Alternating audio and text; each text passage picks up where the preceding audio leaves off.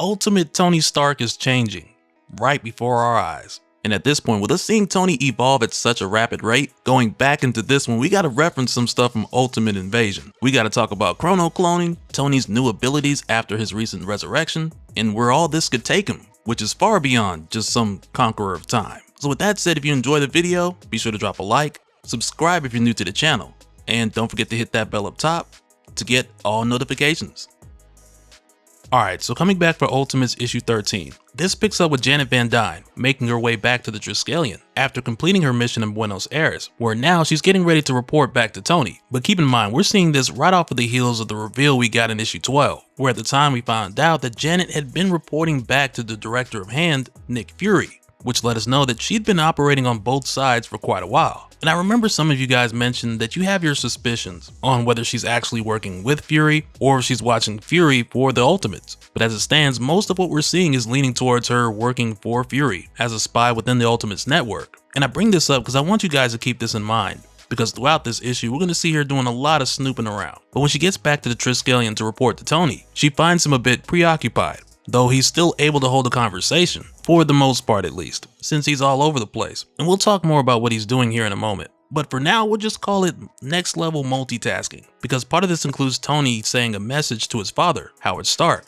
who's currently trapped inside the city with the Maker. But in the here and now, Janet just knows that whatever Tony's doing, it has him spread thin, because it took Tony a moment to realize that they're having this conversation on the Triskelion. He forgot that he told Janet to reduce her size to save energy, and on top of that she notices that he's barely eaten. And when she asks him if he thinks he might be spreading himself a little thin, Tony basically just brushes it off. So from here, Janet just tells him that she's gonna crash for a few hours since Hank's night terrors are back and she needs some real sleep. And Tony just responds like because again, he's otherwise occupied. But part of what's going on with Tony now, it comes from issue 12, where we saw the Ultimates have that meeting where they confronted Doom, only to get Doom to say it himself that he used the Immortus engine to save the team, as well as the truth about Project 4, which is the fact that Doom had been trying to break through the Maker's barrier. Because in a nutshell, since Tony didn't want to use time travel after the mostly tragic failure after sending out multiple origin boxes to create more heroes, Doom has been using every resource available to give the Ultimates any advantage that they can get, because at this point there's only 5 months left before the Maker's return.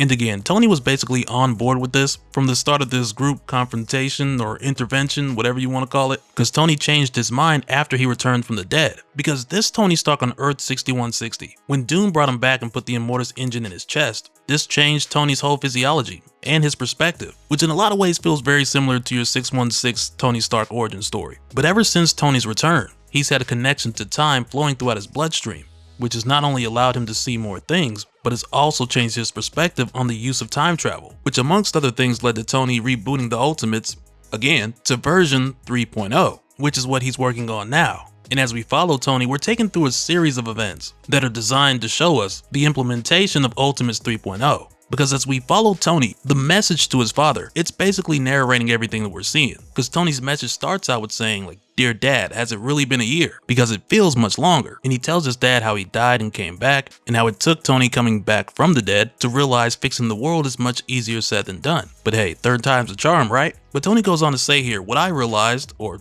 what we realized, was we were still looking to the past for all of our inspiration, our symbols, our methods, even our names. We're done with that now. We can no longer be slaves to a stolen past. What was lost forever. And from now on, we look to the future for inspiration. And at this time, we see Tony meeting up with America Chavez so they can speak to a group of young people who look to be a mixture of like teenagers and young adults, who they've brought here for the purpose of informing them on who the Ultimates actually are. Because for the most part, the public's perception of the Ultimates, it's been curated by hand, either through the media or substances put in the public's food to make them more susceptible to influence. So for the most part, it has the public thinking of the Ultimates in a negative way. And that's why when America Chavez asked them here, who are the Ultimates, they all have wildly different answers. But one of the biggest changes as far as the Ultimates 3.0 is the fact that now anyone can be a part of the Ultimates. Because in Tony's message to his father, he goes on to say, the Ultimates is not a team or a league or a corporation. The Ultimates is not just a network or an army. The Ultimates is a movement.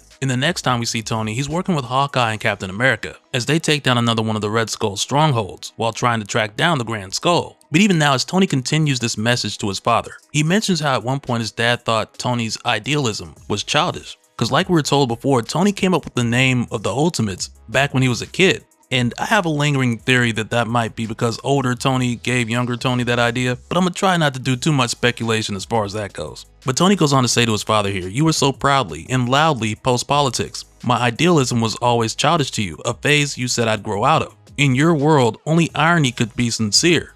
And look where that got us. Still, there are lessons to be learned from the past, or relearned.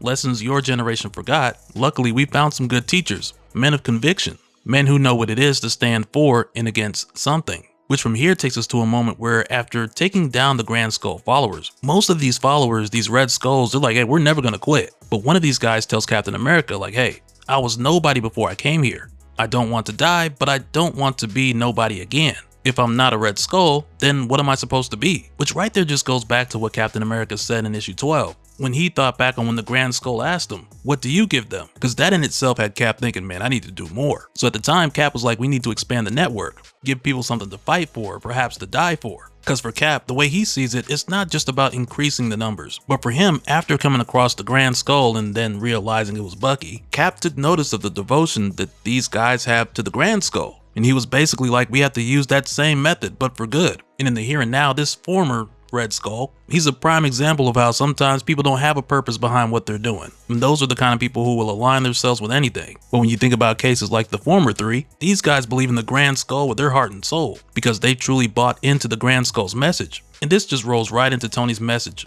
to his father, with him saying we can't just burn their flags, raid their fortresses, confiscate their resources. We have to give them something new to believe in. And it's part of Tony's way of getting this done, which again goes back to his method of next level multitasking. Because in order to reach out to everyone, to have these large groups meet up in secret and get the truth out to the public, since the news is all lies and corruption, Tony Stark literally built his own internet for the Ultimates network. So for anyone who wanted to join the movement, or at the least be informed about the truth, they are able to do so without flagging Director Fury or the Maker's Council. And I mean, these guys live in a satellite, so I'm sure that helped. But with how this is done, we're shown the contrast between your standard news outlet and the information being shared by the Ultimates, with the regular news talking about the Ultimates attacking the energy infrastructure and how that damage is costing consumers billions, while the Ultimates network is sharing a ton of secrets straight from the Council's secret files, like the destruction of the Garden of Eden, experimentation being done on a whole island of people, which is likely referring to She-Hulk's origin. We see people finding out about their money funding a war in Africa, which is what we've seen previously in the Ultimate Black Panther series, with the North American Union funding Nigeria, in addition to the news of chemicals being placed in people's foods. And Tony's message goes on to say here, picture it, Dad, instead of consumption and control, our reimagined communities are designed to maximize human flourishing and cooperation, strengthen connection, educate, and organize. It's only been a little over a month, but I can see the difference. And this right here just leads into a video tutorial uploaded by Tony Stark, where he's like, hello everyone, thank you for coming to this virtual teach-in. I'm Tony Stark, member of the Ultimates. Your identities have been obscured for your protection. You're safe here. We're keeping it basic today. Let's learn how to make a Molotov cocktail from common household items. Oh, and be sure to like and subscribe and set your notifications to all. And don't forget to head to the comments and type demon in the bottle so I know you made it to the end of the video. Okay, I'm playing, he ain't go that far. But I'll admit, it's just funny seeing young Tony make a video and upload it to the platform that he made. But after this, we head back over to the Triskelion, where we dive into the latter portion of a conversation between Tony and Jim Hammond, the Human Torch, where the two of them are being watched by Janet Van Dyne. But in this conversation, all we're really able to catch here is the fact that Jim Hammond is ready to do something that has to be done, and he's the only one who can do it. And at this point, he's just telling Tony to stop thinking about it and be about it. But this leads to Tony asking Jim if he needs to say his goodbyes, which from here just has Jim like, my goodbyes? I have exactly one friend left in this world, and we said everything we needed to a long time ago, which is referring to Steve. And so again, Jim tells Tony that he's ready. But before Tony does anything, he says here, you know, while I rebuilt you, Steve kept telling me not to think of you as a machine I was working on, but as a patient. And Tony even quotes Steve saying, in every way that mattered, Jim was the most human being I've ever known. And Tony's just like, I see what he meant. And when Tony asks here, what should I tell the others about where you went? Jim says to tell them the truth. I went to start the fire. So they wish each other luck just before Tony zaps Jim. And the big mystery in this moment is, where exactly did Tony send Jim? Or when exactly? And following this, we jump right over to She-Hulk's home island, where we find the immortal weapons dealing with the local megafauna, in addition to an army that's packing some seriously advanced gamma-powered weaponry that Tony would describe as some of the most dangerous and destructive on the planet. And as it turns out, Tony is also here with She-Hulk, which again goes back to the whole next level multitasking thing. But as they're observing what's going on, Tony apologizes again, and he tells her that they will fix this. But at the same time, what they both understand is that they're not just gonna rush in like last time, but instead right now they're just observing so they can make a plan and then prepare. Because for She-Hulk, she doesn't just want to take her island back, but she also wants to kill Banner with her bare hands, which right there is kind of like, yeah, I mean, we'll see, because last time, woo, that didn't quite work out. And after this, Tony mentions in his message to his dad, I asked God for help, and God answered, in a voice like thunder. And Thor responds to Tony here saying, the gods make war on a scale you cannot imagine. 9 realms hang in the balance. The fight for Midgard is but a minor skirmish. Kneel and beg all you like, Iron Lad. The gods no longer answer mortal prayers. Now you must answer your own. And I mean, with that kind of response, you can kind of see where Thor's coming from, given the fact that he's currently orchestrating a version of Ragnarok and taking the fight to Loki with Surtur at his side. Because like Thor's mentioned multiple times, what he's working on right now stretches across the 9 realms. So from his perspective, it's like Midgard can sort out their own problems. And after this, Tony's message goes on to say, but the most important piece, the thing that could turn the tide is this. A man named Luke Cage has helped inspire prison uprisings across North America. Many have declared themselves sovereign states and have been defending themselves as such, as the facilities were already heavily militarized and North American forces are confused and fragmented since your removal from the council. They're actually holding their own.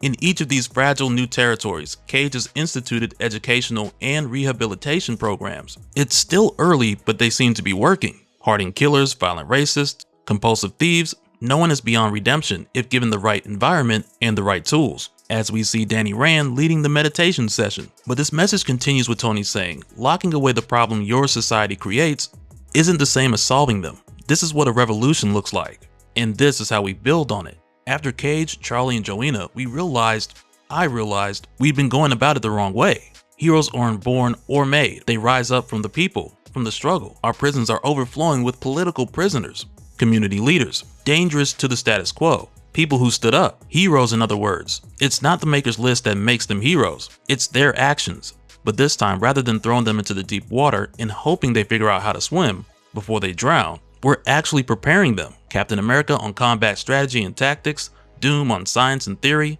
Luke Cage teaches civics and politics. When I have time, I come and answer questions. And of course, we don't have a lot of time. But prisons have a strange relationship to time. Inside these walls, time passes faster than it does in the outside world, at a ratio of about 6:1. I got the idea from the Maker's City. We have a time machine. It's time to really use it. Which right there just goes to show, alongside of the Ultimates 3.0, with Tony being okay with using time travel again. Now that he's able to access it in a much crazier way than before, he's pulling out all the stops. Because he's willing to use every advantage that he can, even with him taking this method, which like we talked about, the Maker has used a number of times for insane efficiency, but it doesn't stop there. Because this is where we get into what I was talking about earlier as far as the next level multitasking. Because the next thing we see is Tony leaving from all the different locations that we saw him at before, with him returning to the Triskelion. As his message to his father goes on to say, we're going to change everything, Dad. We're turning prisons into schools. We're turning your convicts into superheroes. We're pushing things to the very limit of what's possible. When the city opens, if you're still alive, I wonder if you'll even recognize the place. And it's here where Tony gets back to the Triskelion, where it's revealed that not only did Tony have his mind separated in multiple places, which on the surface looks like the same thing that we've seen multiple versions of Kang the Conqueror do. But with Kang the Conqueror, you usually have different variants who are all unique versions of Kang stemming from a different reality. And aside from this, something we've often seen Kang do is create multiple physical versions of himself in the present, who are all him, not variants, which is called chrono-cloning, which I imagine is what Ultimate Tony Stark is doing a version of, where with Kang the Conqueror, he would just jump a split second into the past and place himself next to himself, to where from there those 2 Kangs would do the same, and after that 3 and so on. But the problem with doing this, as Doom would say, since him and Kang don't agree on time travel, is the fact that each one of these jumps would create the potential for an alternate timeline. Unlike Doom, who's figured out how to do time travel without creating chronal divergence. Because if any of these additional Kangs were to die without realigning in the present, then that would create a new timeline without Kang. And that's just one of the reasons why 616 Doom uses Doom bots. But the reason why I'm bringing up the whole chrono-cloning thing here is because with Kang the Conqueror, when he does this, his chrono-clones are very close in thought because they're literally split seconds apart. But in Tony's case, with what he's doing here, which again, I imagine physically, it's basically the same thing, but mentally, like we saw at the beginning of the issue, Tony is operating in multiple points in time at the same time with his single consciousness. And it seems like he's getting better at it because when this started, he could barely hold a conversation. After that, we saw him take each of his chrono clones, who were all Tony, each become fully aware and fully present so they can handle all the different tasks and, give actual sincere apologies just to bring it all back together. And as far as how Tony's able to do this, that goes back to what we saw in issue 10, when we learned how the Immortus engine physically changed Tony. And it even came to the point to where Tony saw infinity, only to be like, you know what, I'm not ready for all that. But soon that could change because the Ultimates are running out of time, with just 5 months remaining before the city opens and the Maker returns. And the thing is, because the Ultimates only have a limited window of time that they're able to work with, since they can only go so far to the past and they can't go too far into the future past the Maker's return. This now creates a race where it's like Tony needs to evolve and expand his limitations before it's too late. Because the next thing we see him say here is next time, I think I'll try 9 or 10 at once, which would basically be Tony doing what we saw him do throughout this issue on a larger scale. But there could also be a bit more to this, because of what we saw earlier was Tony sending Jim Hammond back in time to Tony's younger self as a part of Jim's mission to start the fire, so to speak. Just imagine if a future Tony came back to this one and gave him the limit breaker, so to speak, so Tony could see infinity now with months to spare. And I mean, the only thing really limiting Tony right now is himself, because he shifted the engine into low gear and said he wasn't ready. But even still, you know what I mean. But in the here and now, Janet's over here looking at all this like, how am I gonna put this into words for Director Fury? With the last thing we see in Tony's message to his father saying, I wonder if we'll recognize each other. Which I gotta admit reminds me of the look on Howard Stark's face when he saw who was behind Kang's mask at the end of issue 4 of Ultimate Invasion. Cause yeah, I'm still holding on to my theory of it being Tony, especially after everything we've seen and Tony talking like this. Like, I would be utterly shocked if it's anyone else. But with that said, if you guys enjoyed the video, be sure to drop a like and let me know all of your Ultimate Tony theories down in the comments. Because if Ultimate Tony reaches infinity, who's to say that it stops there? And so now real quick, I want to give a special shout out to all the patrons. Thank you guys for all of your support. And for anyone who's new here, who wants more information on how to support the channel, I got a link below where you can go to patreon.com/dopespill. But that'll do it for this one, guys. Let me know your thoughts down in the comments below, and we'll do it again on the next one. Alright, later.